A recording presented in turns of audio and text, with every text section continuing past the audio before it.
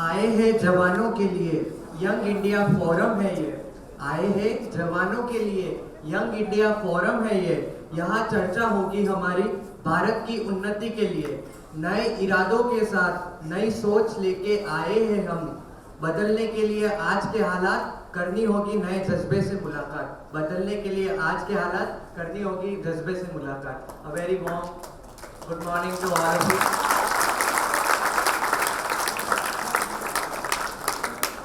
To begin with our program, let us invoke the blessing of the goddess of knowledge and wisdom, Ma Saraswati.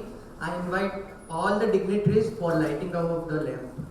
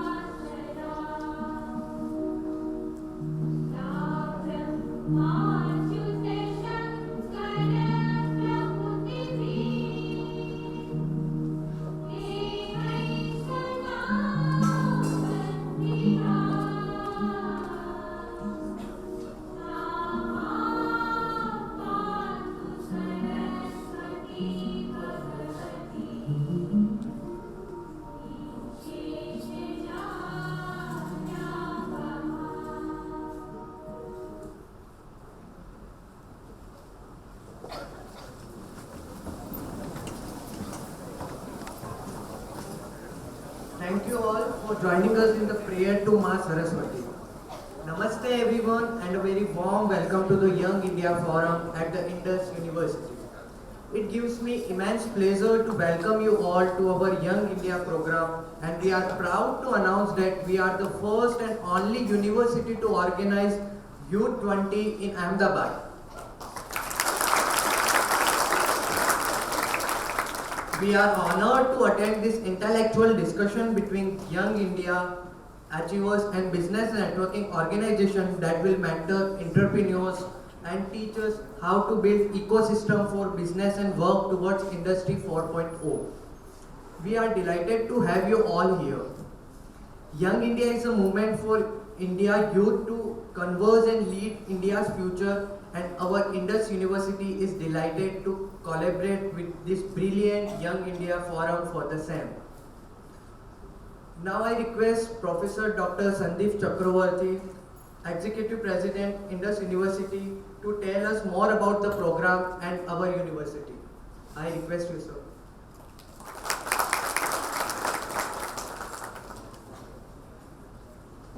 Thank you, Pratik. Firstly, a very warm good morning to all the dignitaries, representatives from India, CIA, to all my deans, directors, HODs, faculty members, and my dear students. Please don't think that I'm going to bore you with a long presentation or something like that. I just didn't want to miss this particular opportunity to present the journey of Indus University in front of all these particular dignitaries and delegates who are present before us. In this particular direction, I will just take, I think, not more than 5 minutes. If I have more than 5 minutes, you may just tell me that, you may stop it. It's enough of the university. Yeah, so excited to get all of them here. And thanks to the Y India Trustee and the other dignitaries for giving us this particular opportunity to host this particular panel discussion. And I'm sure by the end of the day, the students are going to go back with a lot of fruitful memories and a lot of education and inputs. So we started off our journey. I don't know if the visibility is there or not, but I'll just try to brief you out. So the journey started way back in 1994 when the visionary leaders of the university, Dr. Nagesh Bhandari and Dr. Ritu Bhandari, the presidential secretariat, started off with a center for aviation, basically to impart the pilot training both in commercial and private licensing. So this was way back in 1994 when this particular dynamic visionary, who is basically, I would say, a background from the medical sector, but has his versatile thought process into aviation. He is himself a pilot. He is also a rifle shooter. He is also an active sportsman. So with his vision to give these particular things to the society, he started off with this particular training center with the name of Ahmedabad Aviation and Aeronautics way back in 1994, and then it started off with the Western India Institute of Aeronautics, which is now being led by none other than Madam Radhika Bhandari as one of the directors, who is going to be the moderator for this particular event also. So proud to say that we are one of the first institute in the state of Gujarat to start this particular course of aircraft maintenance engineering under the certificate of DGCA. And we are the first one, or maybe the only one in the country, who gives a practical hands-on to the students on a Boeing 700 aircraft, which is just landing outside our premises. So this is our, I would say, inclination towards giving the students the hands-on, the skills training, and also to make them ready for the very apt that I think which was told right in the morning, that how Industry 4.0 is going to impact the students. So we want you to get that particular skill. We want you to get the latest which is going into the market. We want you to be ready with the trends that are trending into the industry, and that is the motto of the university also, with the tagline where practice meets theory. We started off with the Indus Institute of Technology and Engineering in 2006, and at that particular time it was under the GU and then under GTU. We were an affiliated institute. We started off with another skill sector initiative as Indus Foundry Training and Research Center, where we give the hands-on forging and melting as well as the various metallurgical skills that are required for the students through this particular center. We became an university in 2012 and then started on adding institutes such as Indus Institute of Management Studies, Indus Institute of Communication Technology and Engineering, Indus Institute of Design, Indus Institute of Architecture, Indus Institute of Management Studies, and Indus Institute of Science, Humanities and Liberal Studies, catering to courses ranging from engineering, sciences, computer sciences, basic sciences, design, architecture, clinical research. And very lately, last year we started off with Indus Institute of Law and Indus Institute of Pharmacy and Research. That means we are now slowly trying to see our, I would say, expertise towards the B group. That means those who are inclined towards taking medical as their career growth. So that has been the journey. We started off with one institute with 4 departments, with an intake of close to 400, and at the span from 2012 to 2023, as we stand out here, if I see the progress from when it became an university till today, we are now standing at 10 institutes, 101 programs and 5,000 plus students. So that has been the progress, that has been the journey. That's how we are getting the support from all the corners, and we want to extend this particular journey for the betterment of the society and for the students. We are University Grand Commission recognized university. Courses are approved by All India Council for Technical Education, Council of Architecture. We are also a member of Association of Indian Universities. We have approximately 256 plus faculty members. Of 75 of them are holding a PhD degree. And we want to build up this particular workforce of ours with all those who are inclined towards this. We are also encouraging and inviting participation from industry experts who can give the expertise of theirs and share their expertise with our students and all. These are a basic glimpse of those particular courses that we are running, and just glancing it through. We also run within the campus the Student Startup Center, which is funded by the government of Gujarat, and we are encouraging our students to come up through this particular center. We handle them right from the ideation to prototype, test, implement, and an IPR. As of now, the ongoing 38 projects are going on in this particular campus, amounting to close to 50 lakh support that has been given to the students at various categories. We have got the second grant also from the government, and we are successfully taking this particular center. I would request all those particular industry experts who are there with us. We are very eager and keen to work with you. We want to walk this particular journey together and want to see that you achieve your own aim and we also achieve equally the aim that we aim for together in a collaborative effort. This is our statistics as on date, and we welcome all of you once more. Wish you all a very happy learning to all those particular students, and I invite all those particular guests. Thanks once again to the Young India and to the CIA for giving us this particular platform to host this particular event for you. Thank you so much. Thank you, sir, for your inspiring words. Now I request Ms. Radhika Bhandari, Director WIIA and Dean Indus Aviation Technology and Engineering, to moderate the panel discussion session and introduce our esteemed panel members to the audience. Ma'am. Thank you, Pradeep. Namaste. Today is a wonderful day. We are thrilled to host Ahmedabad's first Y20 brainstorming session here at Indus University and WIIA. With our panelists, here we will have a dialogue between young Indian achievers and business networking organizations that mentor entrepreneurs on how to build an ecosystem for business and work towards Industry 4.0. A very warm welcome to all of you for being here today. It is indeed an honor to introduce our esteemed panelists. Our first panelist for today is Mr. Vinod Agrawal. Mr. Vinod is the Managing Director of Arunaya Organics Private Limited. He is also a past chairman of CII Gujarat State and alumni of prestigious Entrepreneurship Development Institute of India. Mr. Agrawal is an authority on policy making and expert in Indo-China cross-border trade and relationship. We welcome you, sir.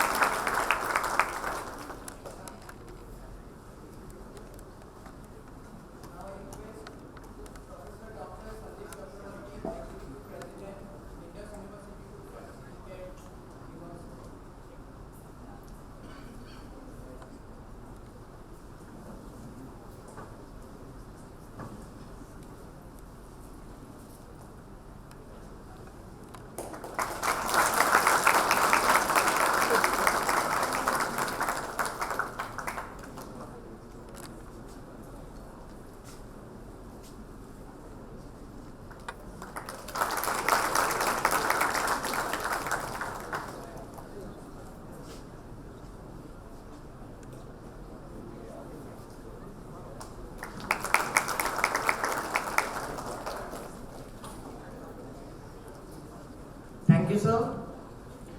Our next panelist for today is Mr. Jalay Pandya. Mr. Jalay Pandya is the chair of CII Young Indians Ahmedabad chapter and director at Faber Infinite Consulting. Mr. Jalay is an alumni of prestigious LD College of Engineering and Millingford Institute of Management, Mumbai. Mr. Jalay is also a certified auditor for Industry 4.0 readiness and advising industries on Industry 4.0 and supply chain management. We welcome you, sir. Now I request Dr. R.K. Singh, sir, Registrar Indus University, to felicitate Jalay, sir.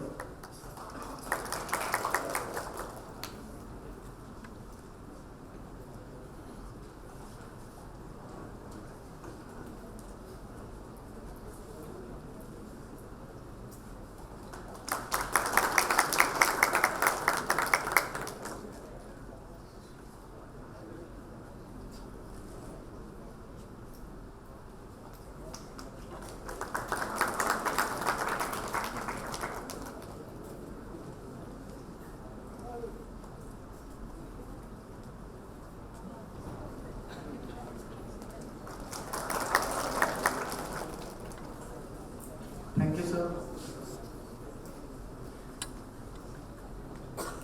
Our next panelist is Mr. Devang Modi. Mr. Devang Modi is a serial entrepreneur and investor in the area of digital transformation. He is managing director at iValue Systech, which is one of the leading IT integration firms in Gujarat. Mr. Devang is a fitness enthusiast and an avid runner. We welcome you, sir. Now I request Dr. Parth Mehta, Faculty Coordinator, Young India, Indus University to felicitate Devang sir.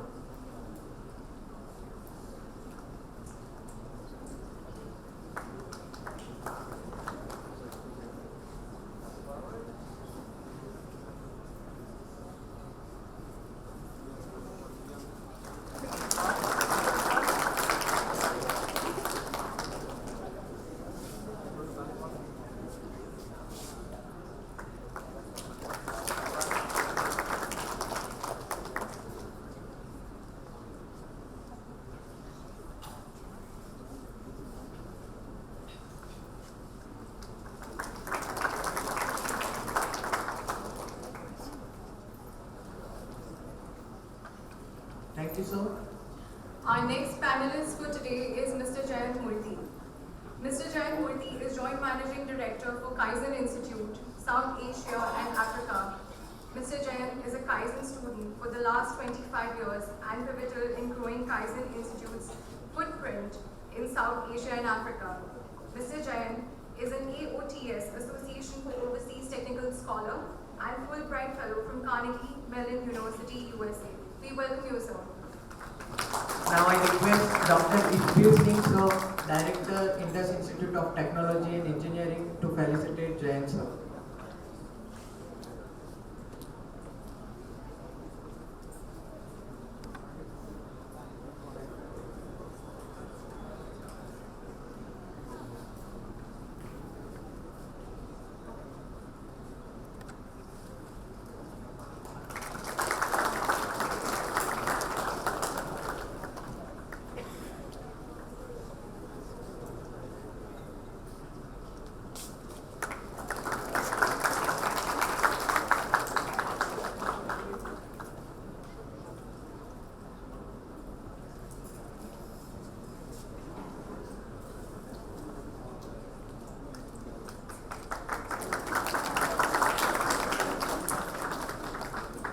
Thank you, sir. Our final panelist for today is Mr. Sunil Khanduja. Mr. Sunil Khanduja is a Director of Operations at Ingersoll Rand. He is an experienced leader with 23 plus years managing more than $150 million operations, achieving double-digit growth, high employee engagement, carbon footprint reduction, and community welfare. He is skilled in business growth, operations strategy, and finance, and also adept in global business cultures. Mr. Sunil is driven to deliver results aligned with company goals, shareholder values, and customer focus. We welcome you, sir. Now I request Dr. R.K. Singh sir, Registrar, Indus University to felicitate Sunil sir.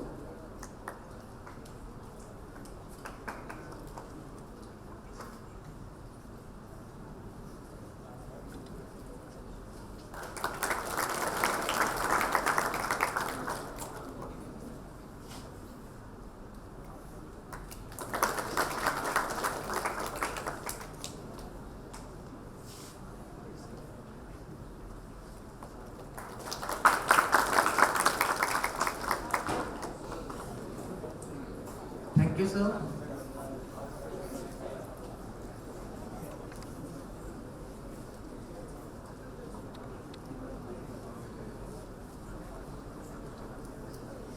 We are living in a time of radical and prevalent changes.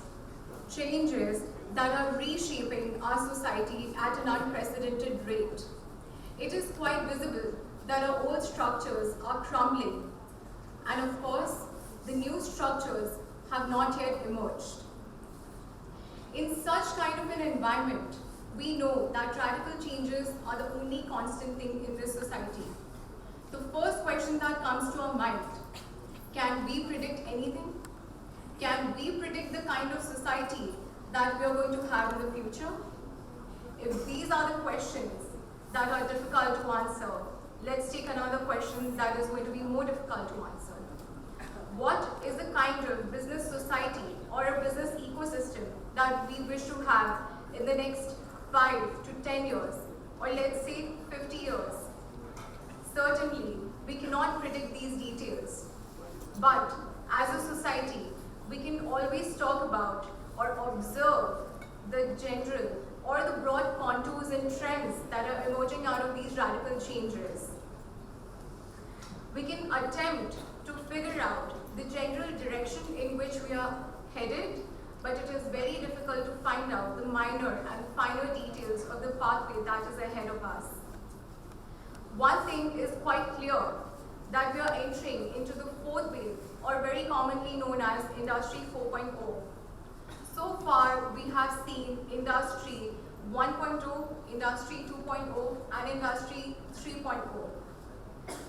The first revolution of the technical is to use in Industry 1.0, we have seen that water and steam was used to mechanize production.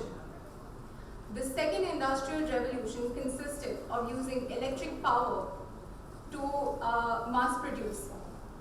And the third industrial revolution consisted of electronics and information technology for automatic production. The principles of the previous industrial revolution were based, and our modern society consists of it. It is centralization, synchronization, and standardization. But as we enter into the Industry 4.0, we see that these principles are getting overturned into decentralization, desynchronization, and customization.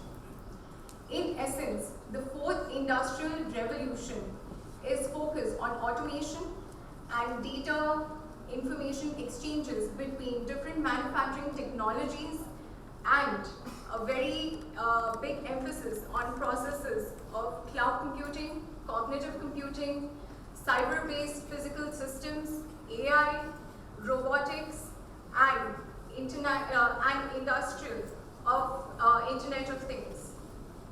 These revolutions are going to radically alter the way that we live in the society, gain new skill set, and get trained for jobs and businesses. Through this discussion, we would like to discuss the bigger disruptions that are going to affect the society, wherein the technological revolutions are not a one-time event anymore. On this note, I would like to open the panel discussion. Thank you.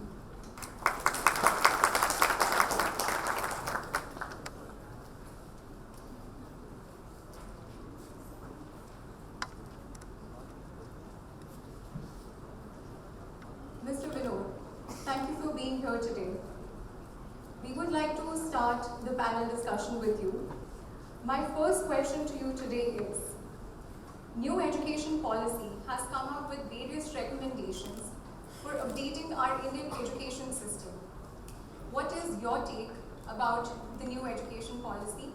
How will NEP help the youth in preparing themselves for next industrial revolution?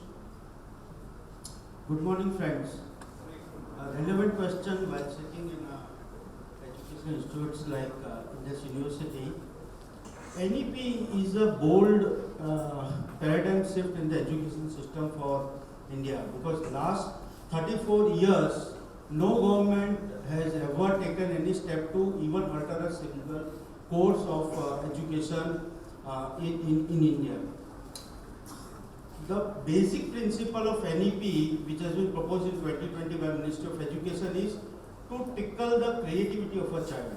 Because अभी तक क्या हो रहा था? Education was one way.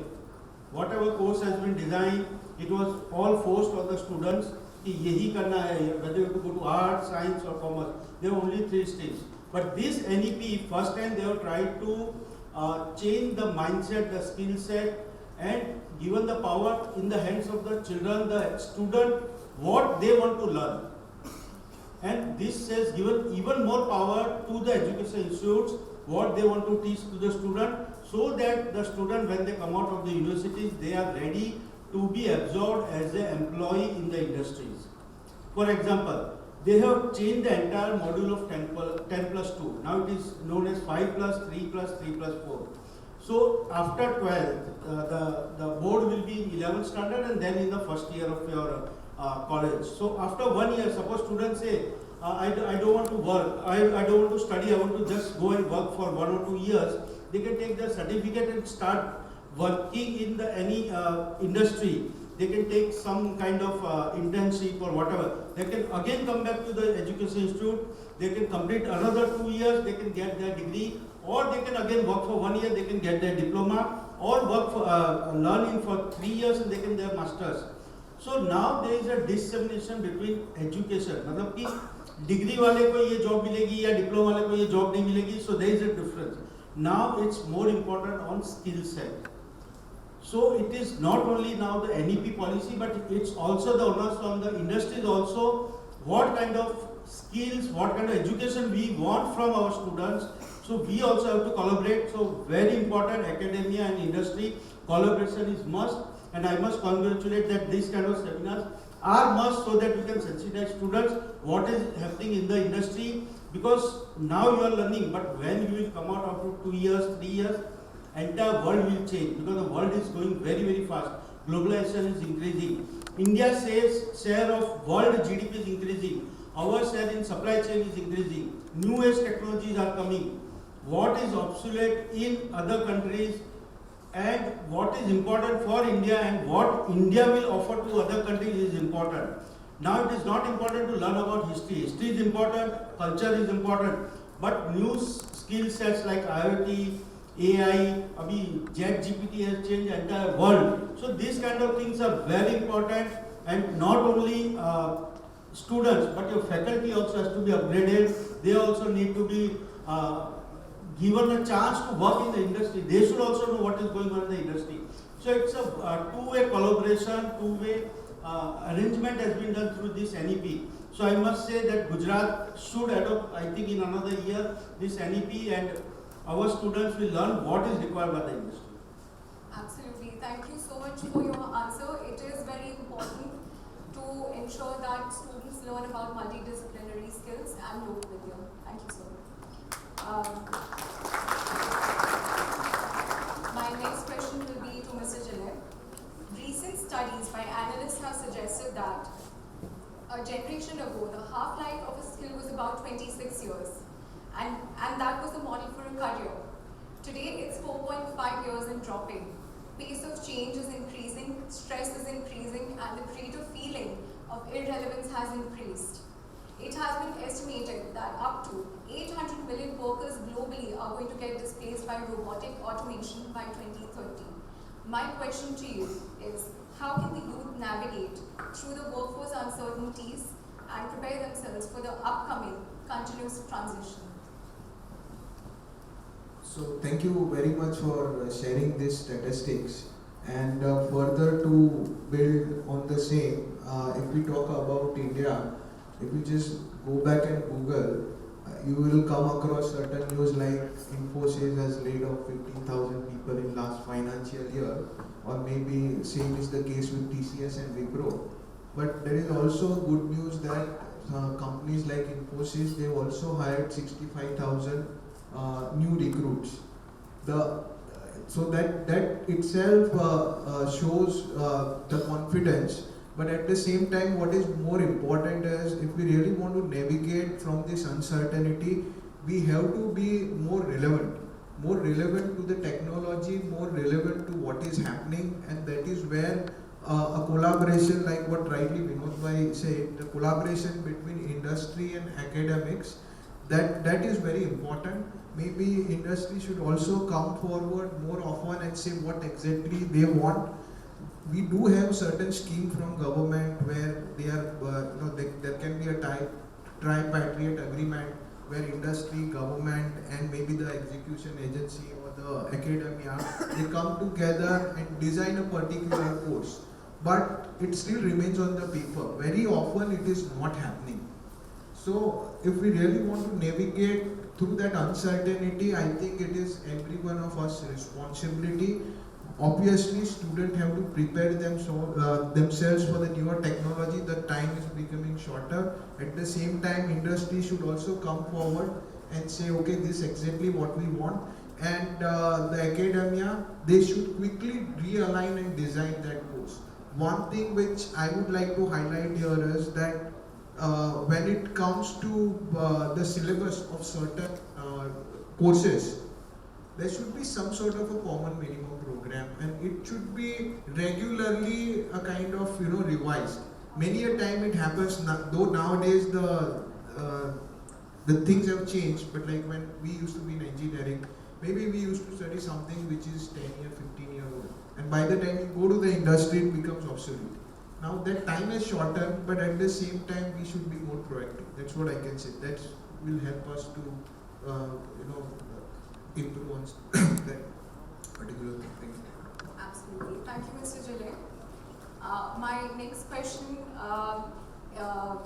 is to Mr. Jayan Murthy. Mr. Jayan, as we are entering the fourth industrial revolution, the principles of the third industrial revolution, centralization, standardization, and synchronization, are getting overturned and replaced by decentralization, customization, and desynchronization. In what way the concept of Kaizen is changing? Okay, thank you. Let me be honest. Kaizen is not changing. We need to change to adopt Kaizen, right? So I just wanted to very quickly let everybody know that we all know the iPhone, right? So when the first iPhone was designed, let me make it very simple. It was an innovation, right? Somebody designed a new iPhone. There were researchers who designed a new iPhone which was touchpad, touch screen, etc., etc. It was an innovation. And the iPhone 1 was launched, right? And probably it was $1,000. And let's say it took 1 day to assemble one iPhone. Now, iPhone 1 was a very popular phone. People start buying it. They start selling it. And when this is happening, the company will try to do some improvements so that they can reduce the cost from $1,000 to 900, 800, 700, reduce the time from 1 day to assemble to 8 hours, 4 hours, 3 hours. Are you getting my point? So they keep improving the product, the time, the cost. And while this is happening, iPhone 2 is launched. Then again you will keep improving. iPhone 3 is launched. What am I trying to say? Between two cycles of innovation, there has to be improvement. Otherwise, innovations don't survive. So Kaizen, which is basically this continuous loop of improvement between innovation, is very relevant today because with so much of innovation happening, they also die very quickly. So you see startups also dying very quickly, right? So it's like a flash in the pan. You come up, you have an idea, you raise money, and then people also die with a whimper. I mean, we hear a lot of success stories of people who became famous, but we don't hear the flip side of it. How many organizations sort of don't see the light of the day? So what's important for my young friends here is please understand that there is something called innovation, which is very breakthrough, which is very disruptive, but you also have to have this mindset of continuous improvement. Both are required. The world cannot only exist with disruptive changes. There has to be chipping away, improving till you have another breakthrough, a new technology, again improve, and this is important for you to understand. I hope that makes sense. Thank you. Absolutely, it does. Thank you, Mr. Jain, for your well-elaborated answer. My next question is to you, Mr. Devang. International Monetary Fund has said India is a digital role model for other nations and it is witnessing a golden age for technology. Less than a decade ago, only 16 million people had access to broadband, and now today it is 800 million people that have access to broadband. 850 million people have access to the internet, and 8 billion UPI transactions are taking place monthly. My question to you, Mr. Devang, is that are there any specific reasons for such a huge expansion of digitalization in India since launch of 2015 Digital India movement? What are the parameters that play a critical role in its huge success? Well, first of all, thank you to YI and to Indus University for hosting us here. It's a wonderful program. And thank you to you for your introductory address. Did ChatGPT write it for you? Sorry, Did ChatGPT write it for you? not at all. Well, I think we have seen that there are multiple reasons. First is, after many years, we have somebody in the center in the form of a visionary prime minister who could see that this is what is the need of the hour to make you can say a inflection point in the direction of India's economy as well as in terms of the future. The second is, I think the talent in India was already established, right? So we have been serving the world from the early 90s, since the time we started all these BPOs and KPOs and offshores and all. So in a way, the entire ecosystem was ready to adopt something in such a massive scale. The third, of course, is the mobile penetration. We always had one of the highest mobile penetration in the world and at the lowest rates. That makes a very big difference, right? So you have countries which have adopted mobile technology maybe 15-20 years ago, but they are still at one of the highest usage rates. The fourth, I would say, is that we say Indians live on jugaad, which is true, but this time the jugaad was adopted at the base level of the society. So today when you go out to buy fruits or vegetables, you see that they are accepting payment by Paytm. Not all businesses are doing that, but it's the impact which has happened at the base level, wherein you can say that there is no longer a distinction between who can adopt and take advantage of the technology that is available, or who cannot, whether they have to have some privileges, whether they need to have education, whether they need to have something in terms of socio-economic standing. So I think a multitude of all of these factors combined really has put India in this advantageous position. You rightly said about UPI, and every day we are reading more and more countries in the world are for the first time adopting a technology which has been a gift from India. Thank you. Thank you. Absolutely. Vision of Prime Minister is to make public investment open for private. The classic examples are UPI and CoWIN platform, which we have gifted to so many countries also. Government is spending on technology to create a platform with open source which can be adopted by the public free of cost to everybody. The third most important revolution which is underway is Bharat OS, like Android or Google or whatever. India is going to soon launch their own operating system called Bharat OS, which is being prepared with ministry along with IIT Madras and Kanpur and all other institutes. Not only that, I think around 2010, if you see even in our electronics policy and electronic revolution, before 2010, India was importing 98% of their mobile phones.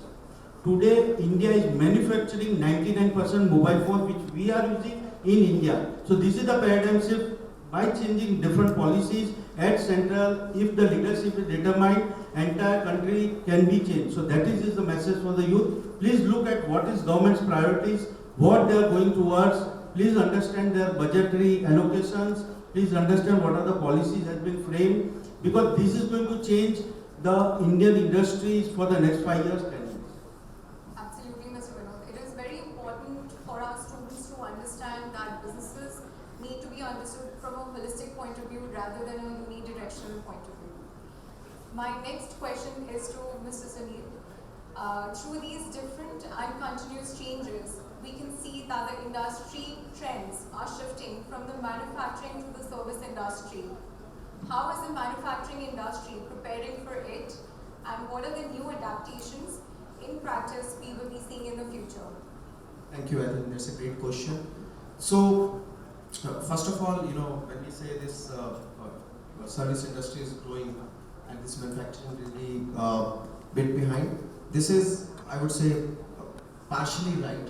If we just see the data of last, I would say, 3 decades, our GDP, almost service industry is dominating from 50% to now almost 56-57%, and our manufacturing was almost 25 to now declining 1%, 1.5%. So So what we can see, service industry is definitely growing, edging, but manufacturing is also hand in hand, because there is no, if we are serving a customer, we definitely need some kind of back end, real economy, which is manufacturing, which is backbone. So that's what is really important to understand. I always take example of our industry.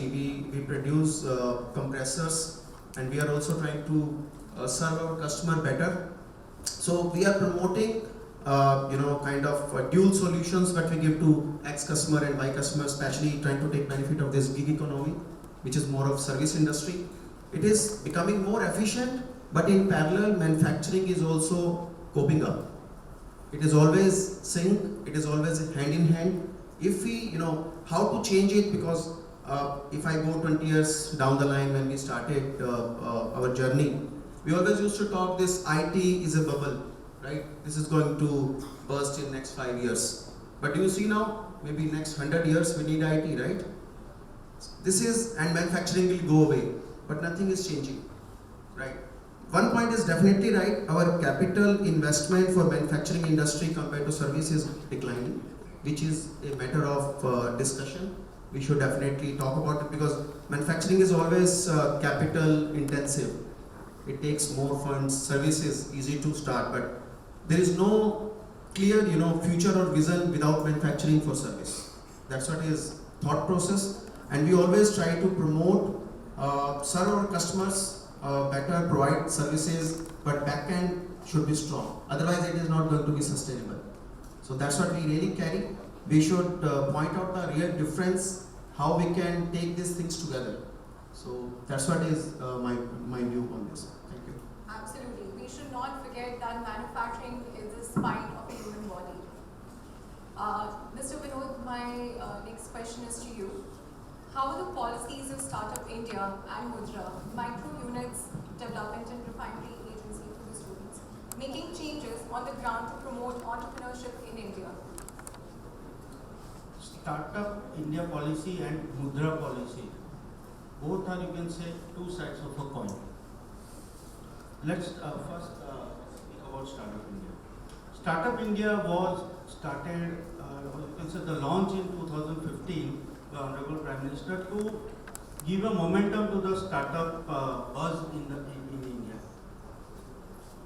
It took some time, but if we see last 2-3 years, we have crossed almost more than 100 unicorns. And also, the Startup India is not only limited to Government of India, but they have percolated to lower level, like in you have the innovation centers and incubations. Gujarat is fortunate to have almost more than 26 incubation centers in Gujarat, and Gujarat is getting awards of continuously last 3 years as the best startup ecosystem in India. I was part of the SSIP policy, which was Government of Gujarat has derived under the Ministry of Education, wherein 600 crores were earmarked just to promote startups as a grant given to the students who are registered under DPIIT. So I urge all the youth, all the students sitting here, please, if you have any idea, please go try something. चुपचाप मत बैठो. कुछ भी तुम्हारे दिमाग में कोई कीड़ा खटक रहा है, go. हमारे टाइम तो ऐसा कुछ नहीं था. Now you have ample opportunity. As Professor also said that Indus University itself has a grant, and lot of seed funds are given by Government of India under Commerce Ministry and DPIIT. Please use this opportunity, because these are grants. आपको कुछ नहीं देना है. You don't have to pay anything for it. You don't need to put anything collateral. Bank में जाओगे तो 50,000 रुपए के लिए भी आपको सब कुछ गिरवे रखवा लेगा. But this government is just giving as a grant to create that entrepreneurship spirit in India. Because when we talk about employment, सिर्फ नौकरी पाना is not important. नौकरी देना, even to you yourself get employed is also important for India. That is also considered as employment for India. So and Gujarat के तो DNA में ही business है. So when you are in Gujarat, you are lucky enough to have an education from Indus University. If you have smallest of idea, please come out. Go yourself, register with so many incubation centers, including your innovation centers. iHub is there, iCreate are there, so many are. And also, if you move to the above curve, you can go for the VCs, venture capitals, your PE funds are available. Not only that, now Government of India has come up with something called CGSS. It's called Credit Guarantee Scheme for Startups. Up to 10 crores of rupees you can get collateral free. You don't need to put anything as a collateral to the bank. You can go to any financial institute, present your project report. Government of India is giving guarantee on your behalf to the banks. अगर ये पैसा डूबा तो government will pay up to 80% to the financial institute. So please take these kind of opportunities available in India to work to grow out your idea, whatever you have. So this is the part of Startup India policies and whatever is there. And government has given lot of money in last 7 years, 8 years to build the ecosystem in India. Now talking about Mudra. Mudra loan was very visionary, you can say, scheme launched out again in 2015. The first time in budget there was a provision made to again give a fillip to the entrepreneurship. And this Mudra loan was given to the marginally small people, जैसे पान के गल्ले वाला है, किराने वाला है, because they used to take loans from the loan sharks at 3% per month, 4% per month, and उसके कारण there was a very much social imbalance in the society. You must be hearing lot of suicides were happening and lot of things were happening. To tackle this, first time Government of India has announced Mudra loan, which has a guarantee by central government. अगर ये पैसा डूबा, central government will pay to the financial institutes and banks, but they were asked to give this money collateral free to small people. It started from 50,000 rupees to 10 lakhs. And I am happy to share that in this budget, Sitharaman ji has announced that in last 8 years, 21.5 lakh crores has been disbursed to almost 38 loan holders in India. So that is the paradigm shift. That much amount as money has come in the economy, in the system through small vendors, so that they can increase their entrepreneurship spirit, they can increase their say in the value chain of economy. And you must be surprised, 68% of this loan were disbursed to women entrepreneurs. So this is how the equality, the gender equality has been catered through various schemes of Government of India. So it's very easy now to go to the financial institute and ask for the loan, because they are bound, they have to give this kind of loans, because this comes under their prime lending loan system of banking system of India. Even this year, in financial year 21-22, this loan has increased almost 26%. So it's not a one-time scheme, it's a continuous scheme, and Government of India is providing lot of money to give a fillip to the entrepreneurship in India. Same like CGSS, there is a CGT SME loan system for a vendor or for a SME who want higher money, because the 50,000, 10 lakh से कुछ नहीं होता आज के business में. So CGT में SME covers a loan up to 3 crores of rupees with 90% guarantee by Government of India. Even if you are not able to pay back that loan, 90% will be paid by Government of India to that financial institute. So whenever you start your business, please don't shy away, go to bank, discuss with the financial institute. Even you can have you can ask some bankers to come and explain all these kind of schemes to the student. So when they come up out of the institute, they are not in a blank कि अगर पैसा नहीं है तो धंधा कैसे करें. But now opportunities are there. Government is giving funding to the startup as well as the small and medium enterprise. Thank you very much for elaborating these things. It's very important.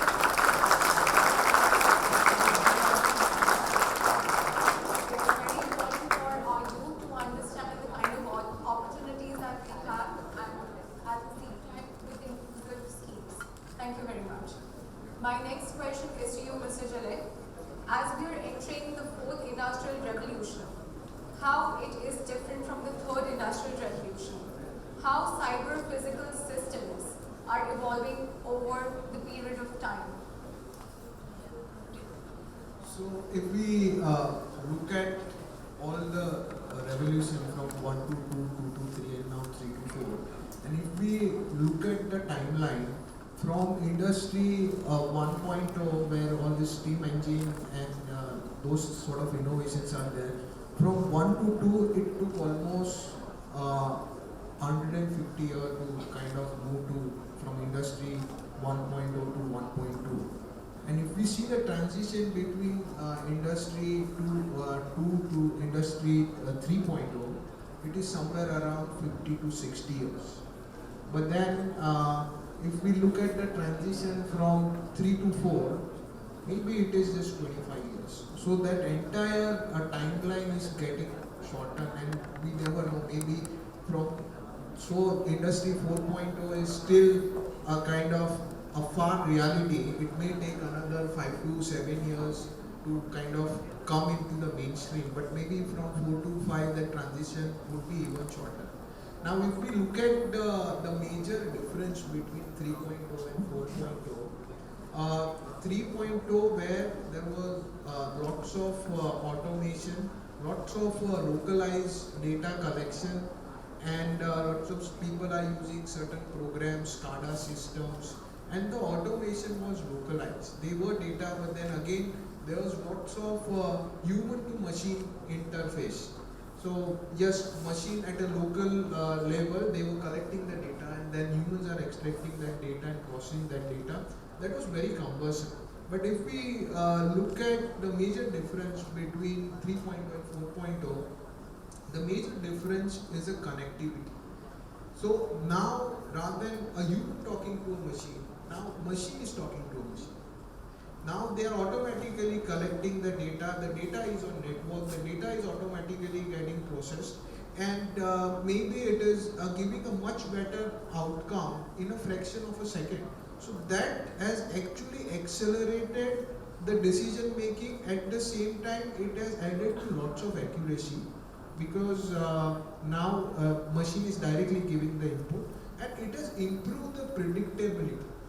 And that is why even if we look at the industry practices, so now from say preventive maintenance, we are now shifting to I can say a predictive maintenance, where now the machine is predicting that maybe after 12 hours you might have a breakdown, so it will give you an input that maybe you can better go and change the bearing. Why? Because there are sensors inbuilt, and sensors are sensing the vibration, sensors are sensing the temperature, and based on that, the machine is making a decision. So that has given us lots of flexibility. So that is the major kind of a difference between 3.0 and 4.0. However, when we talk about cyber physical system, which is more about a kind of a complete automation, and not only kind of machines talking to a machine, but then again it is also kind of adjusting, and then adaptability will improve. That will still take a little time, but I can say we are almost at a great extent of industry 4.0. There are people from the industry, they can confirm that how smart their equipments have become. Like recently, I have come across kind of an organization. So they were providing oxygen to the hospital, and now because of this IoT, so automatically when the oxygen level goes down, the signal goes to the oxygen manufacturer, and before it gets over, the oxygen refill is already at the hospital. Now imagine that what such improvement, maybe it looks small, but it can be a life saving. So that's the major kind of a transition between 3.0 and 4.0. Absolutely. Thank you very much. It is very important taking into consideration for you connectivity, accuracy, and predictability, because initially machine error used to be 80%, human error used to be 20%. Now the statistics have completely reversed. So thank you for elaborating that. Mr. Sunil, my next question is to you. In general, automation means less job for existing positions. Do you think that unemployment is increasing because of automation? What will automation mean for youth employment growth? I think I'm getting questions like very typical to answer. So, but again, great question. Automation is really important, but again, we could see this can impact our jobs, which is, we can't deny, but at the same time, we should see the benefits. Again, if you go back 10 years back or 15 years back in the industry, when we started giving good focus to automation, if you see again data, India is exporting much more higher than what we used to do. And if we don't adopt these technologies, we cannot really grow. So automation is really giving us an edge to grow, but parallelly, this is opening up many sectors. There are many examples for this. Especially if you see this chip industry now, which is new industries coming, and India started making Apple iPhone as well. If we don't adopt this automation, who is going to give us these big orders, right? Having big population, having more hands, doesn't mean you can provide accurate products, right? Because there are so many processes. Recently, I visited one industry in Bangalore. Company name was Delta. They make chips, they make PCBs. Reason to visit was we had some shortages, chip shortages there since last 2 years, and we are also suffering with those. I was amazed to see their plant. It is 95% automotive with 20,000 employees.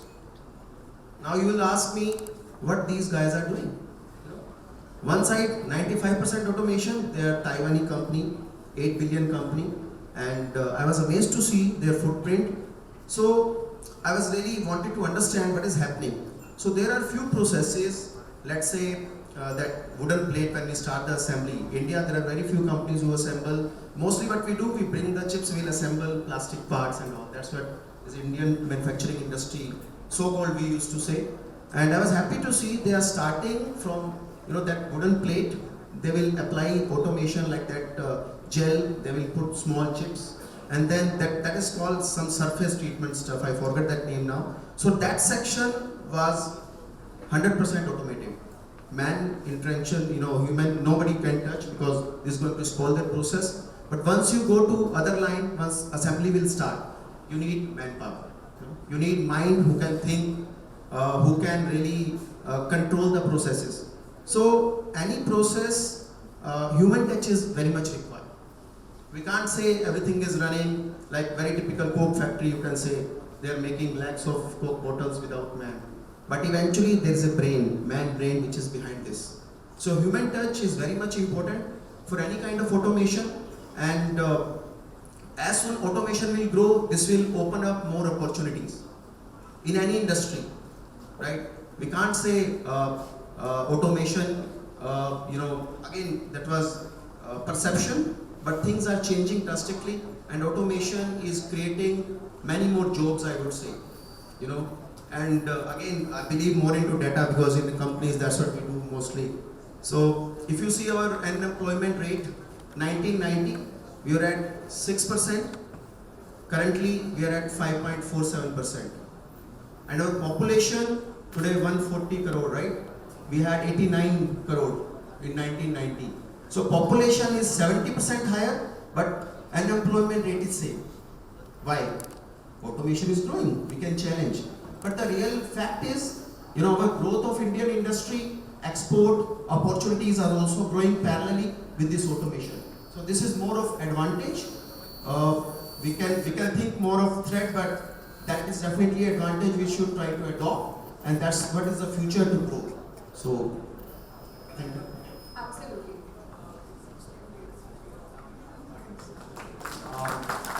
Thank you, Sunil. It's very important that all of you live with no fear. I mean, there is WhatsApp University, there is Indus University. So this WhatsApp University can create a lot of fear, right? So I just wanted to, in support of what Sunil said, I think one simple example हम सब लोगों को समझ में आता है is ATM. सब लोग ATM में जाते हैं, correct? काफी सालों से ATM is an automation. इसका नाम ही automated teller machine, right? It is the earliest example that all of us every day we use of automation. Now before, I don't know आप लोग कभी बैंक गए होंगे पता नहीं, but हम लोग जो बूढ़े हैं हम लोग बैंक में पैसा निकालने के लिए चेक लिख के एक टेलर होता था कैशियर, उसको चेक तो टोकन दे के फिर चाय पी के आओ and या तो हम चाय पीते थे या वो कैशियर चाय पीता था, बट एनीवे अल्टीमेटली कैश मिलता था। वो चला गया अभी ATM machine, correct. Now what happened to all those cashiers and tellers? But data is there, and as ATMs increased, you know what happened? The banks grew. Okay, because more people could access funds, banking industry grew, and this created new jobs, and the whole expansion took place. This is very important, you know, in support of what Shivan said. So please understand that in the past 250 years, technology revolution has constantly been happening, correct? We started with steam, IC engines, and technology is coming all the time. But the unemployment in the world globally has remained between 9 to 10%. Right? In India, it has in fact reduced. So no need to panic. I have a small note here which says it is not the strongest who will survive. It is not the most intelligent, but the most adaptive who will survive in the future. So what we need the youth to focus upon is how to become responsible, how to adopt. There is no point getting panic, tension लेने का ज़रूरत नहीं है. But how do we evolve ourselves? How do we adopt to new opportunities? I think that's very important. And one last point I want to make, I'm sorry, I'm stealing some time, is you see, please understand the role of human beings. As long as we are problem solvers and thinkers, and that's where Vinod ji talked about the new, you know, policy, education policy. बहुत साल हम लोग we were preparing, you know, ourselves to become capable of memory, you know, memorizing. The new education policy should prepare us to think. As long as we are capable of thinking, creating, solving problems, you will always be relevant. Okay, so that's very important. Technology will give you a lot of information. For example, flight radar आप लोग use करते होंगे, देखा होगा, correct? Flight radar. Everybody today, there is a big fashion. It's a fad. It's a fashion fad where people want, you know, flight radar आप खोलते हैं और देखते हैं कि अच्छा जलाए बॉम्बे से निकल गया है, अहमदाबाद की तरफ आ रहा है, वो 200 किलोमीटर आ चुका है. Very good. सब कुछ फोन पे मिलता है. But what do you do with that information? I cannot make Jalai to land faster at Ahmedabad, right? So, what you need to understand is information is fantastic, but what you do with it needs human brains. If you are in that space, you're always happy. Thank you. If you are a problem solver, if you use technology to solve any problem, then you can make money also and you can do employment.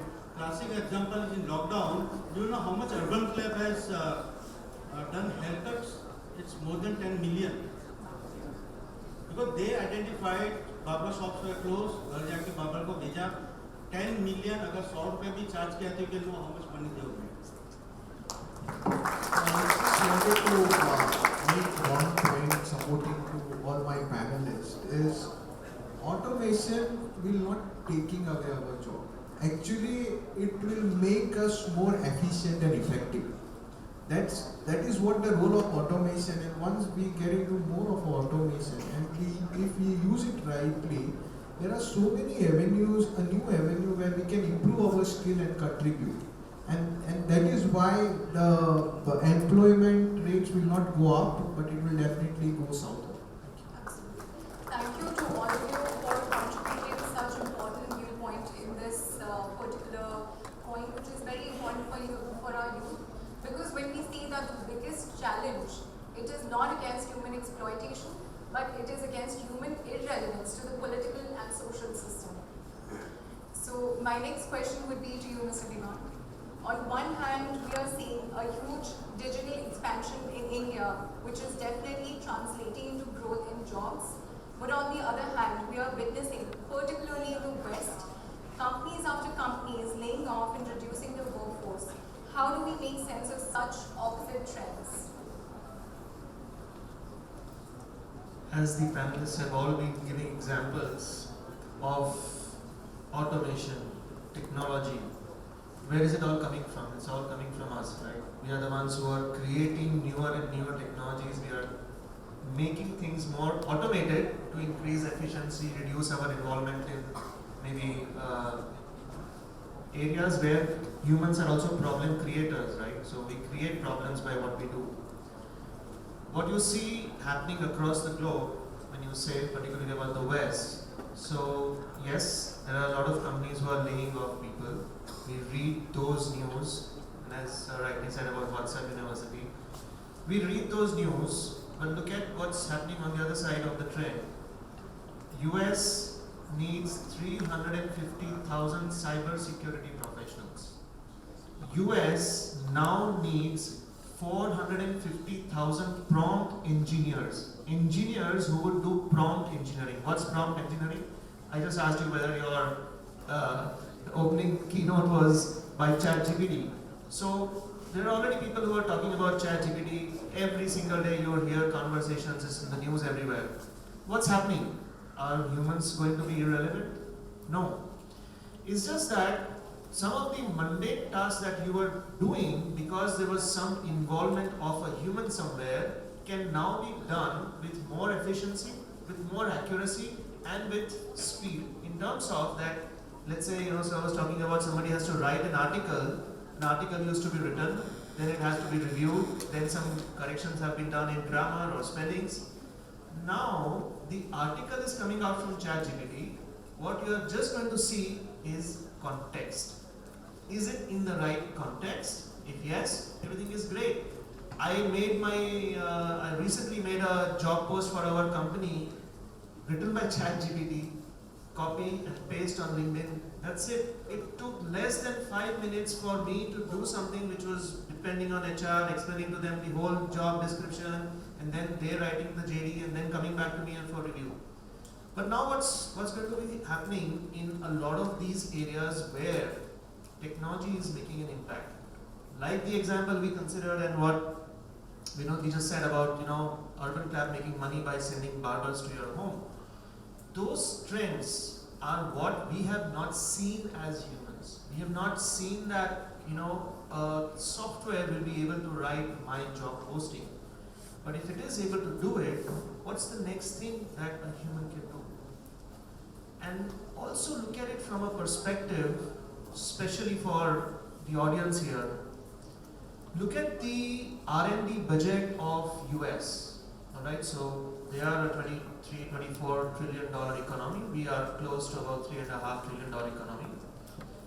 Look at the R&D budget of US. It's about $750 billion every year, growing at an average rate of no less than 6.5% year on year. Look at our R&D budget today, which is, as of last budget was 16,000 crores, so about $2 billion. Imagine when the government gets that into drive mode, wherein they say, okay, our R&D has to increase. This 2 billion has to go to 10, the 10 has to go to 25. The amount of innovation that is going to drive is going to need who? Humans.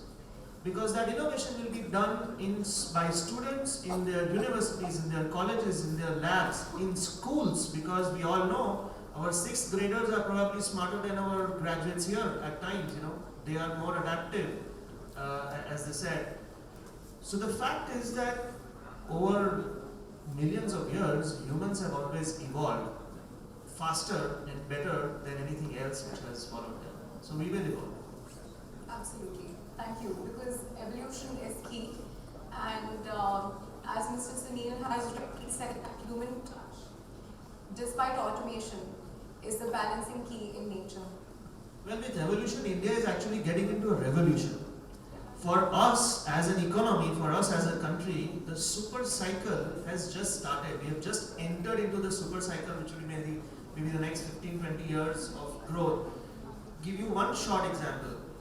you know, China, we say, okay, India wants to do a China plus one, so it has to be a plus one. Every larger economy wants to have an alternative to China. China is today doing something which is literally unheard of, till I heard it.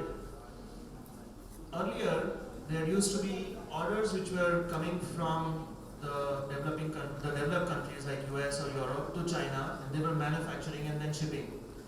They have taken one step now. They have set up manufacturing lines on ships. And so as soon as the order is received, maybe it's 100,000 t-shirts or 1,000,000 t-shirts, there is a ship which automatically sets sail. The manufacturing is done while the ship is sailing, and by the time it docks at the port, the manufacturing is completed, it is handed over. So what they have done is they have reduced the whole cycle of, you know, shipping, waiting for production. The production is happening on the ship itself. That's a revolution or an evolution. It truly is. Thank you very much, Mr. Deva. Now my next question is to you, Mr. Jain. Earlier, when a person would think of research and innovation, concept of Kaizen would be kept in the framework.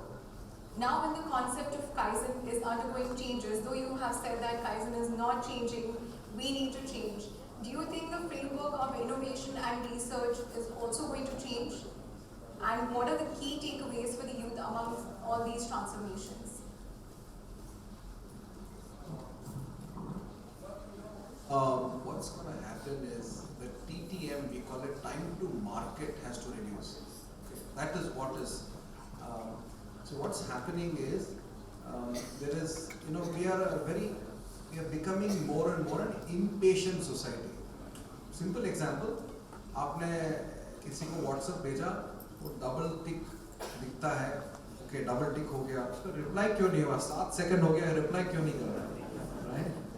So we are a very impatient society, right? And there's no way we can change it. So everything is going to, it's called compression. Everything is a compress, okay? So the TTM, the time to market, the speed to innovate, the speed to launch a product, and the life cycle of the product, everything is going to compress. Okay? That gives you more opportunities also, because the number of cycles will increase, but at the same time, there will be a need for you to figure out how to improve your process of innovation. Are you getting my point? How to improve the process of R&D, how to do Kaizen on innovation. I hope you understand what I'm saying. How do you improve the process of innovation is extremely important, and that will, you know, lead to that will define whether you're first off the block, you're second off the block, or you completely miss the train, right? So very young minds, so I don't want to, you know, confuse you, but what is important is, while innovation is important, we need to improve the innovation process, because today India has suffered for a long time, because our R&D labs, you know, even DRDO, whatever, have taken forever to, you know, launch products or to commercialize great ideas. We can't afford that luxury now. So I think there is a huge opportunity to improve the process of innovation. That's the way I would like to leave it. Absolutely. Thank you very much. Intelligence, resilience, and mental stability is very, very important to ensure that we keep improving ourselves and adopt the concept of Kaizen. Thank you. Mr. Vinod, next question is to you. What is your opinion about one district, one product policy? How are these evolving? Are we getting expected result? ODOP, how many has heard about this word?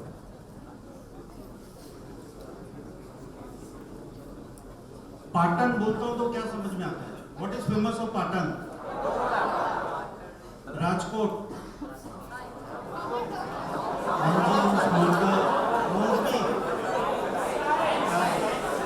This is ODOP. One district, one product. Means that district is famous for that particular product. What you have said are all naturally grown products coming out of that particular district. Ahmedabad का क्या है?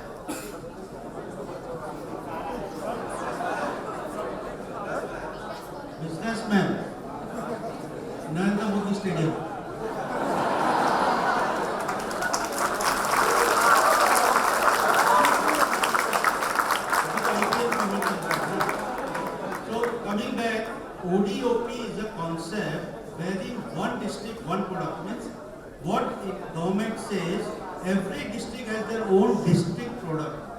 What I said are the naturally evolved products from last 1 decade, 2 decades, last even more years from 50 years. So whichever district which is not famous or which has a potential to grow that particular product, so government has asked the collectors, commissioners, whatever industrial commissioners to develop that district and to provide a proper infrastructure ecosystem to evolve that particular district.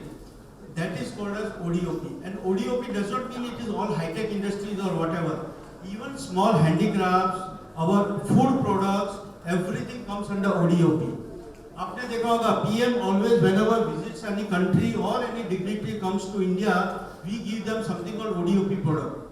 Lastly, if you see in the B20 at Gandhinagar, we have given a very typical product from Ahmedabad. That was called a frame which was made called Matani Pachedi. You just Google it and check. This time even the artist has been given the Padma Shri for it. Even our Kutch has something called Rogan art. Have you heard about Rogan art? It's a 400 years old Rogan art frame. Last time when German Chancellor came, he was given with Rogan art. So these kind of products which are evolving, which has big impact on the livelihood of that local ecosystem, the local economy, government want to promote. One side, because we are talking about high-tech industry, industry 4.0, but we don't want to leave back the smaller proposition of our society, the handicraft, the culture, and the food. This is what we are going to showcase in G20 this year. Why we are taking all our delegates, inter-delegates, to all different places. अगर आप देखोगे 150 events which are happening across India, we have taken them to Srinagar, Puducherry, Hampi, or you can say Ladakh, Udaipur, Siliguri, Nagaland, even our Kutch, because first time they have seen the white run and everything. So this is how India want to showcase. This is called the power of soft power of India, which we want to engage. And this is a big opportunity for youth also, because there are a lot of products in India. Particularly if you see the handicraft, what we are lacking is proper packaging. अगर आप रोगन art खरीदोगे वो तुमको 2000-3000 की frame दे दोगे which is value very high. ये क्या करेगा न्यूज़पेपर में लपेट के दे देगा, which you cannot give to anybody. So that is the evolving industry. I always talk to the handicraft people, so many village cottage industry, that please teach these artisans how to package their products. Because what India is lacking to market ourselves, to brand our products. Amul simple दूध को इतना बढ़िया brand किया with their all social media. They are increasing 2 rupees every 2 months, 3 months. Why they can afford? Because there is no brand which can synonym, which can copy the Amul. Because वो भी दूध बेच रहा है, अपना दूध वाला भी दूध बेच रहा है. So that is what the next step. What India is branding of our own products, branding of our culture, our heritage, the food. Same thing under ODOP. There is something called GI tags also. Have you heard about GI tags? Geographical indications like haldi, basmati. These are the natural products of India. If it is GI tag by any other country, all the royalty has to be paid to that country. So India is now aware. We are all making sensitize all our artisans, all our people to register these products under GI tag so that nobody can copy. The recent examples are our mangoes. Have you heard Chiku from Amalsad? Amalsad is a small place near Udwara in Surat. Their Chiku are the best in the world. Basmati was patented by US under the name of Basmati. Then we fight against in the international court and get back our patent. So these are the patents, IPR, GI tags.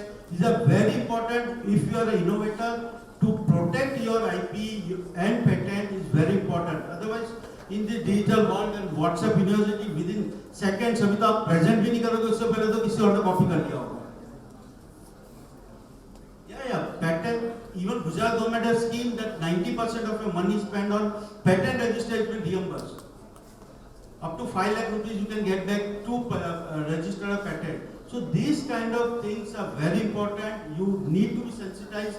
that in this fast digital world, or to protect yourself and your innovation is also important. And lastly, Government of India in the recent announced foreign trade policy, we have asked our district collectors to create district export hubs. Not only aspirational district one product, but to make an ecosystem so that these products can be exported, to create a proper channel system. अभी आप देखोगे the fruit like kiwi, kamalam and whatever, these are all grown in Assam and exported to Dubai and all other places. If you are surprised, India imports every year 5,000 crores of flowers. Particularly almost 1,500 crores are spent and given to Thailand just to import orchids. क्योंकि आपको पता है India की marriages में we spend like crores only on decoration of flowers. So we have asked Minister of Horticulture to come up with policies to grow what is required for India. Why not we export flowers? Smaller countries like Netherlands, they export orchids of billions of dollars to the world. Small countries like, I give you the example, in agriculture, which is almost like the biggest employer in India, fortunately, we have the policies of last 10 years, we are self-sufficient in food grains. But after this Ukraine, you know what is the problem of the food supplies. But there is an innovation happened in somewhere in Nasik. What they have done, आप देखोगे ना, Nasik is good for this grape vineyards and everything. And grape, the creepers are above the height that they have to put some support. So what they have done, now they have grown, they बोलते हैं ना गेंदा का फूल below this. So now they are taking two crops together. And this flower is used to extract yellow color which goes into your food industry. And the biggest barrier, your McDonald's and KFC. So this kind of integrated industries, when aspirational district has been adopted and has been developed as an export hub to promote the local entrepreneurship, to go till the grassroots level is important, and it is very important when we are talking about 5 trillion economy with the inclusive economy and inclusiveness of the people. Thank you. Thank you.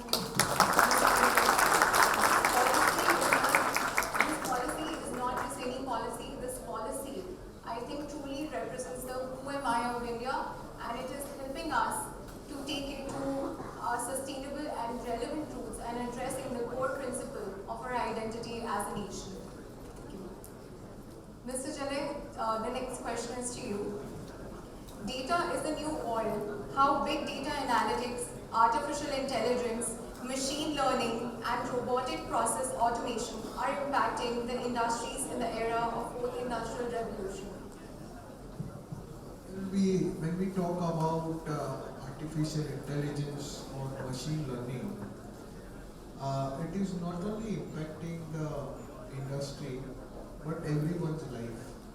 How many of you are using Google Maps for predicting traffic? I think most of us. Yeah. How many of us are, just looking at our Zomato and Uber, and it is telling us that whether my driver has picked up my food or not? Or how many of you have experienced that when you are surfing through Amazon or if you are Googling something, suddenly all this recommendation which is very relevant to your search, which started popping up and prompting you to buy that particular product.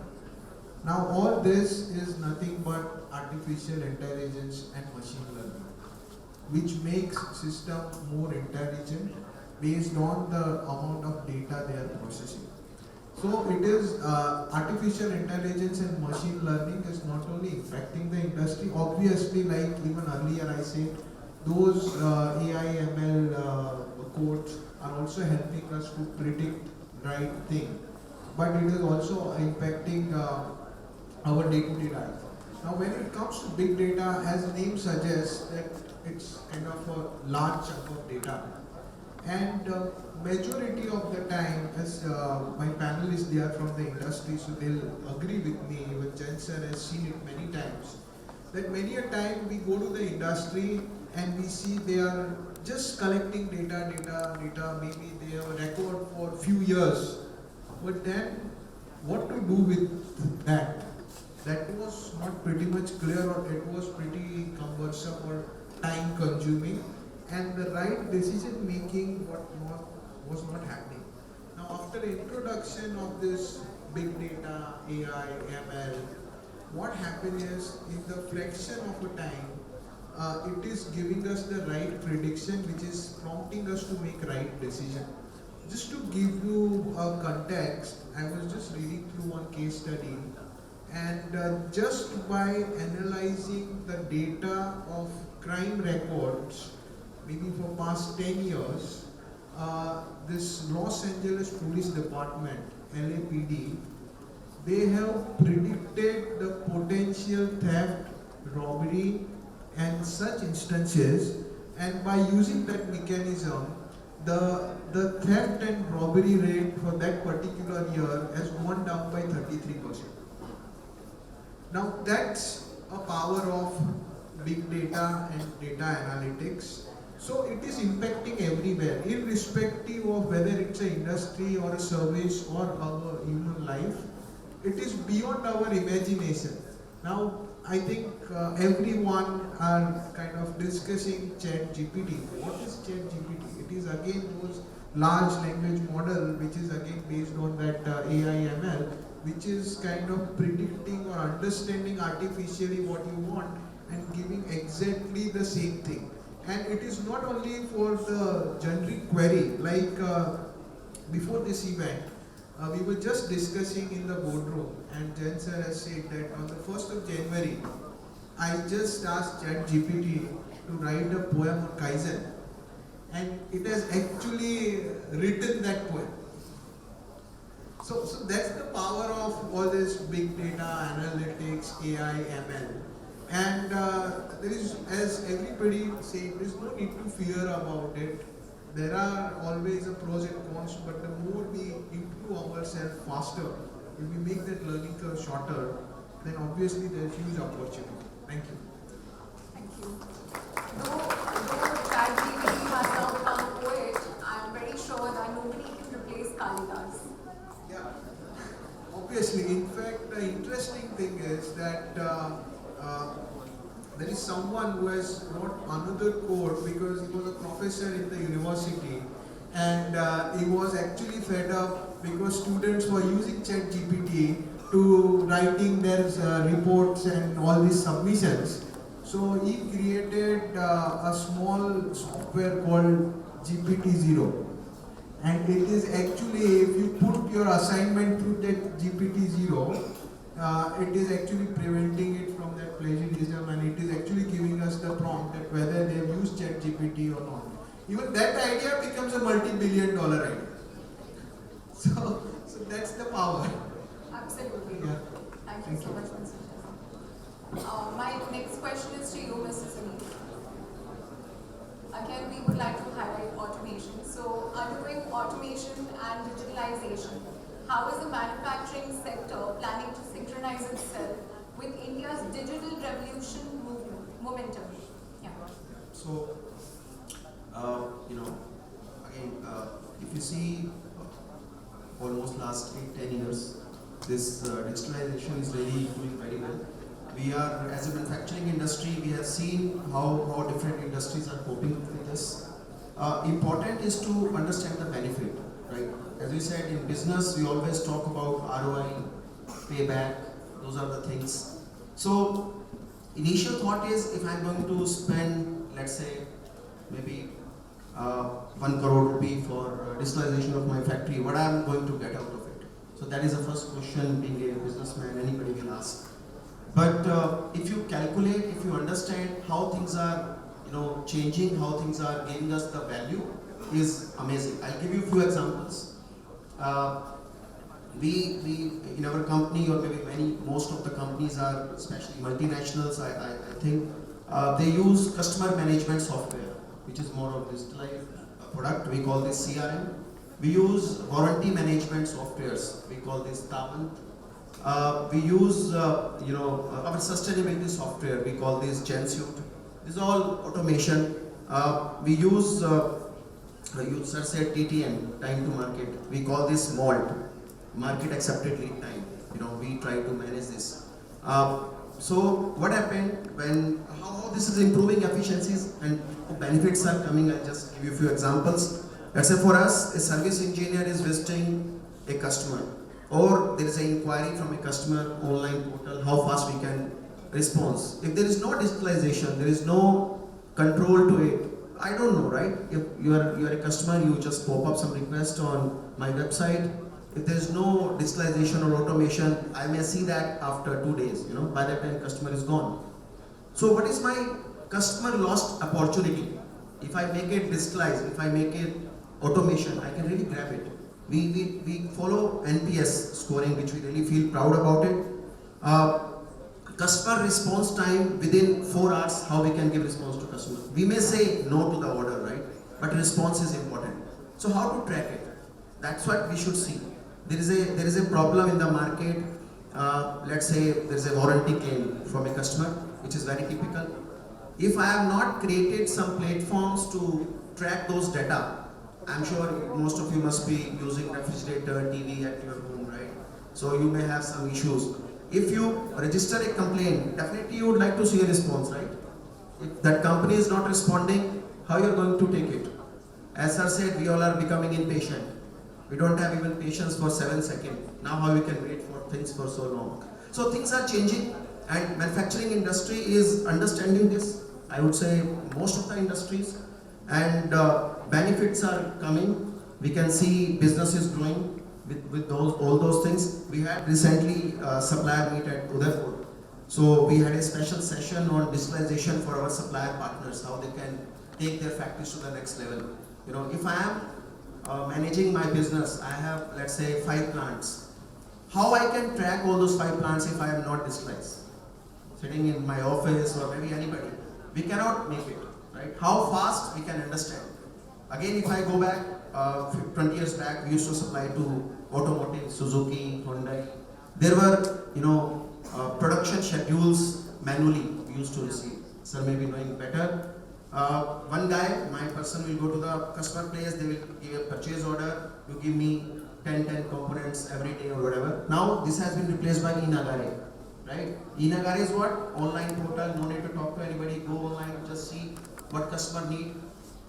You can see your customer orders, you can see your payments, everything is digitalized. There's no need of going and meeting customer face to face, wasting your spending time. So those benefits industry can see very well.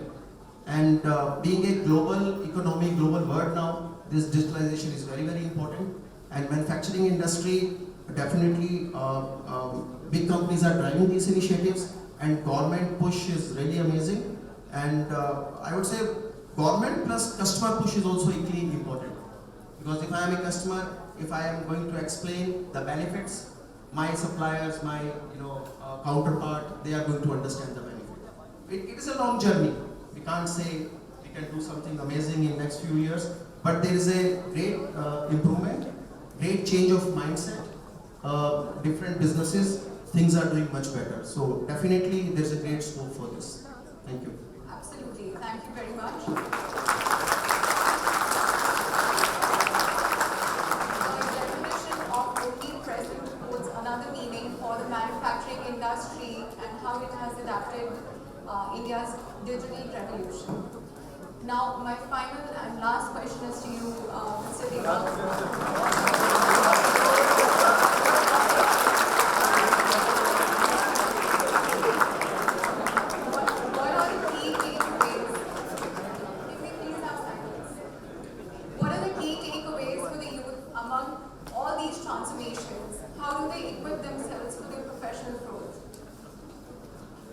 I don't know whether that was in anticipation of the answer or whether it's in anticipation of lunch. But look, yeah.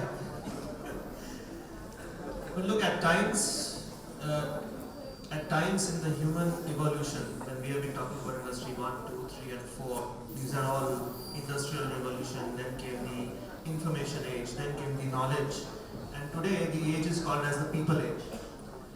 It has consistently been a transformative point in history.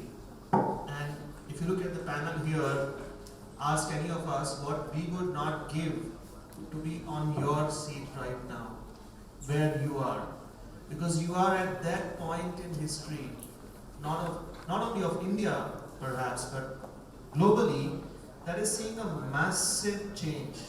And that change is not just because of a technology or an automation, but there is also geopolitical changes which are happening. There's also change which is happening in terms of what is, like, Sunji said, what is the customer perception of anything that an organization is doing?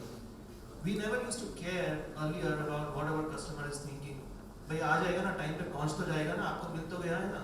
But now, when you are seeing on Zomato that my order is delayed by 5 minutes and Zomato says, sorry, we are going to credit you for 50 rupees or 100 rupees, that's the customer perception. It's a transformation in what we have been consuming as customers.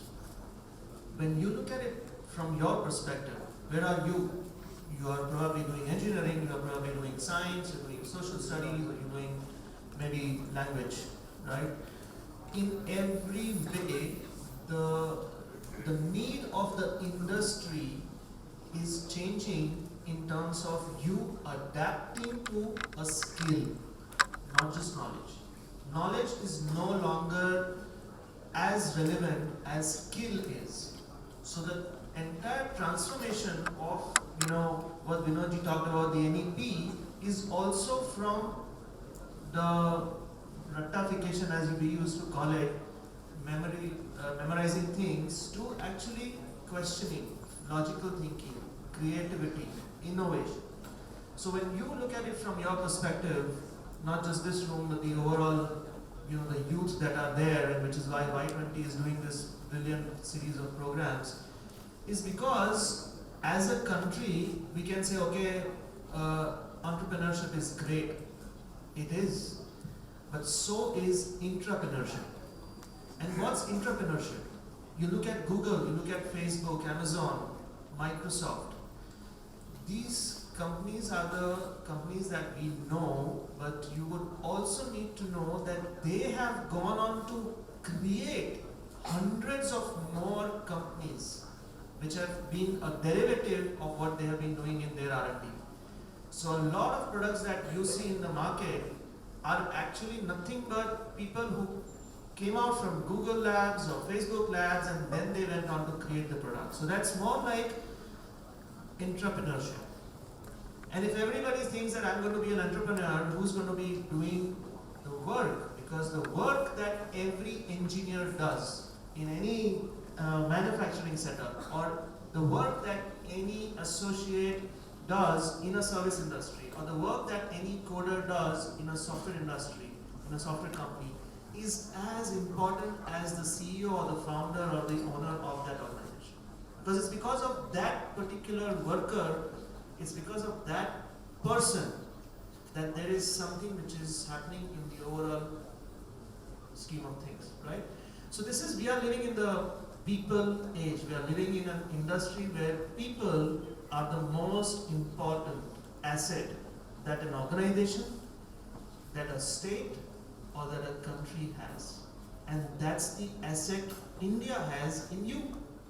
So adopt this transformation, ride the wave of transformation in the way that while you are doing your engineering or while you are doing your sciences, look at what's happening in the world and keep on adopting your skill set.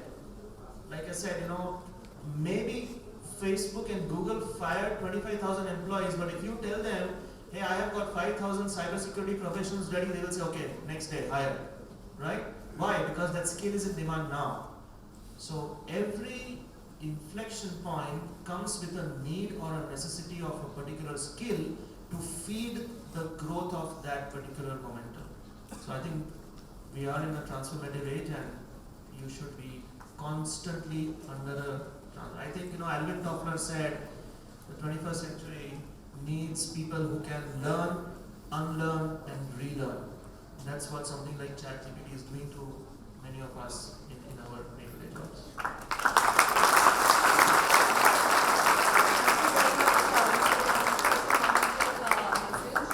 Now, I would like to put forward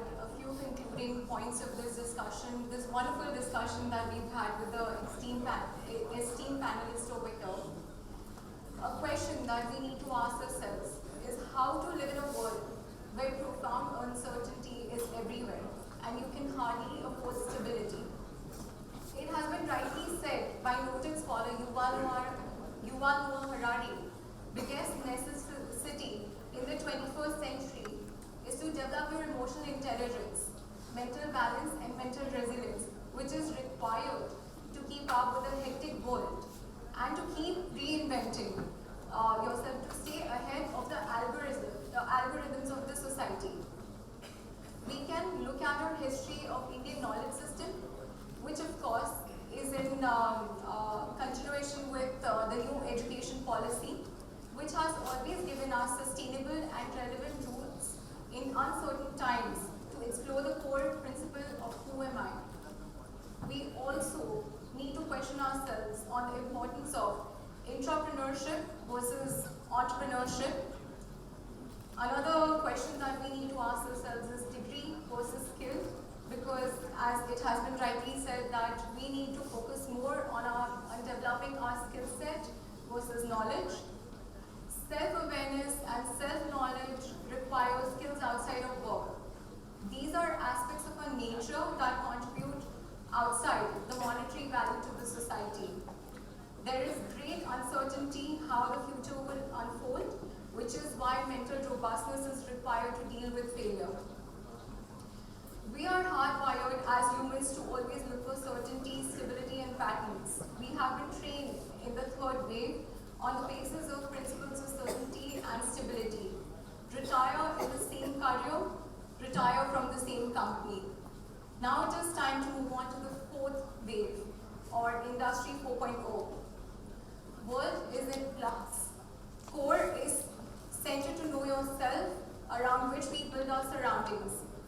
Core skills never change, but we can only upgrade our peripheral skills. Which is why don't play with fundamental skills, upgrade those peripheral skills. Upgrade your skill set to deal with the environment and the society that we're in. And again, the biggest challenge right now is not against human exploitation, but against human irrelevance to the economical and political system, which is why we need to break free of our echo chambers. Jai Hind.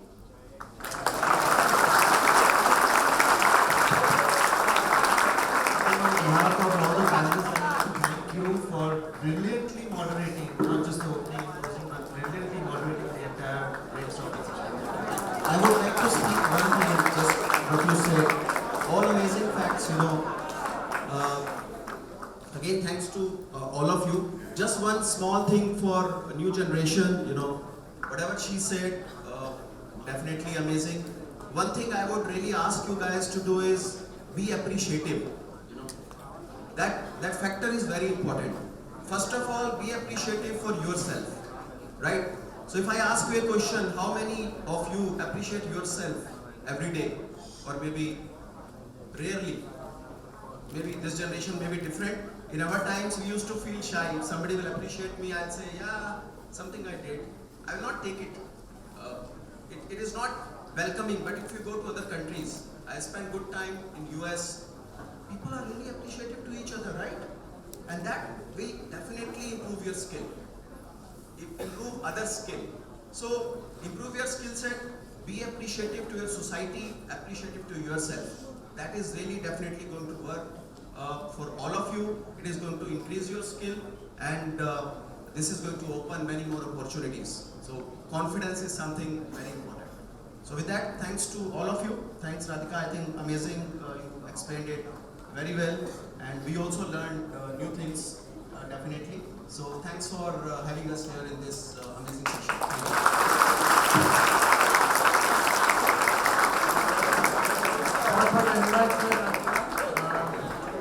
Y20 जो कि एक अंश है G20 summit का, एवं हमारा जो college प्रशासन है जिसने एक सुनहरा अवसर ये प्रदान किया हम सभी विद्यार्थी गण के लिए, और यहाँ पर जो भी दिग्गजजन मौजूद है उन्होंने अपने सुनहरे शब्दों से जो मार्गदर्शन हम सभी को प्रदान किया है, यह निश्चित तौर से सभी श्रोताओं के हृदय की अंतरिम गहराइयों तक छुआ है और बहुत ही महत्वपूर्ण जानकारी हमें यहाँ से प्राप्त हुई है।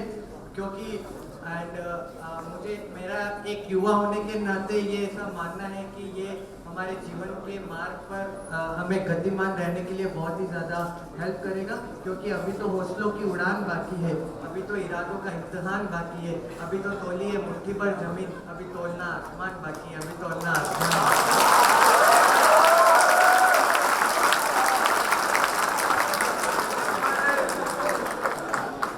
Now it's time for question round. I request the audience to ask their respective question to our expert panel members.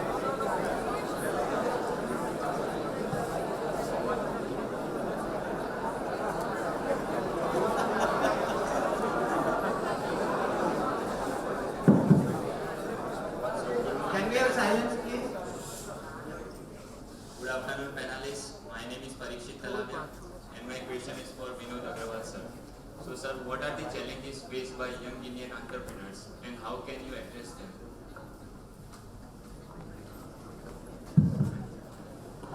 Ahmedabad में कहाँ रहते हो? Altesh. वहाँ से आने में रोज कितने चैलेंज फेस करते हो?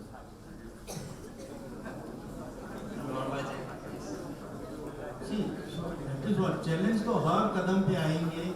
India is growing. We have to reach every day. New goal is set by government, by family. तुमको भी बोला होगा ये पढ़ना है, इसके बाद ये करना है, शादी करनी है, बच्चे पैदा करने हैं, शादी करनी है. सब challenges.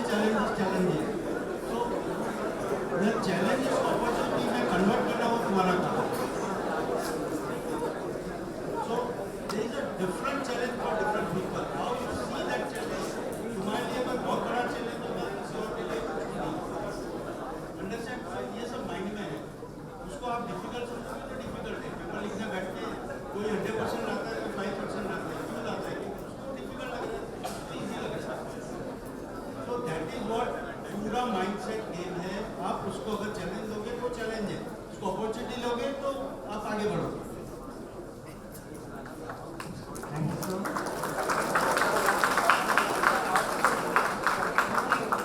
समय की अनुमति कम है, तो एक आखिरी क्वेश्चन अगर कोई पूछना चाहे श्रोता भाई.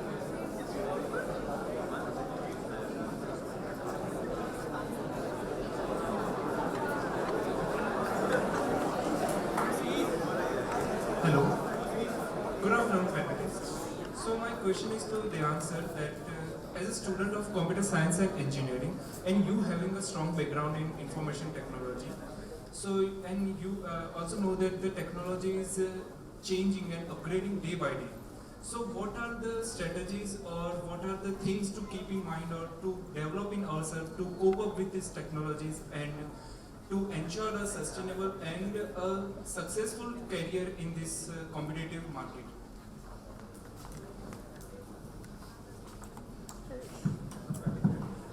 See, if you are doing engineering, what does engineering teach you?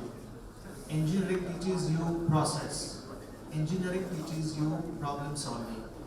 Engineering teaches you lateral thinking, right? Now, when you look at what engineering teaches you today in terms of theory, you may feel the theory is maybe 10 years or 15 years behind the entire industry.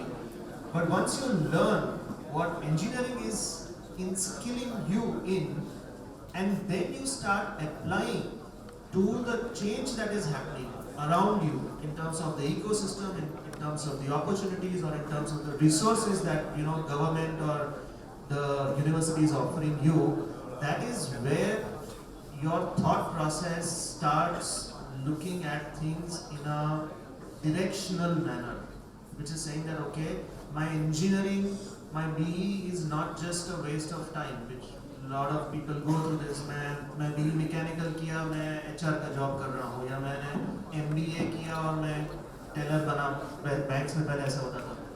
But every step through your education journey is training you to look at challenges in a particular way, and engineers are taught to or expected to look at challenges in a particular way, which is by an eyes of an engineer, right? So for you it is, or for everybody who's into engineering, it is very important to understand that change is the only constant. It is going to keep on changing all the time. How you adapt to what the change is offering you as an opportunity, or what the government or the industry is offering you as a resource to tackle that change is what could be the way forward for you guys. Thank you so much. Thank you sir, बहुत बहुत धन्यवाद सभी दिग्गज जनों का कि उन्होंने अपना कीमती समय में से कुछ क्षण हमारे लिए निकाले और हमें मार्गदर्शन किया। मैं धन्यवाद देना चाहूँगा हमारे विश्वविद्यालय के प्रशासन का, जिन्होंने ये कार्यक्रम करने की अनुमति प्रदान करी। धन्यवाद देना चाहूँगा सभी सपोर्ट स्टाफ का, जिनके बिना ये कार्यक्रम सक्सेस नहीं होता। एवं last not but the list I thank you all the audience as well, because without you this program cannot be successful.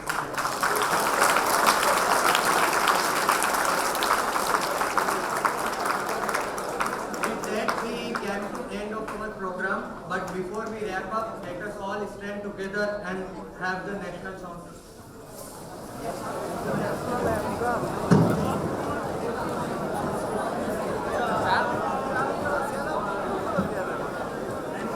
After the national song, I request to remain here in the auditorium for the group photograph, and then the discussion process can be initiated. National song.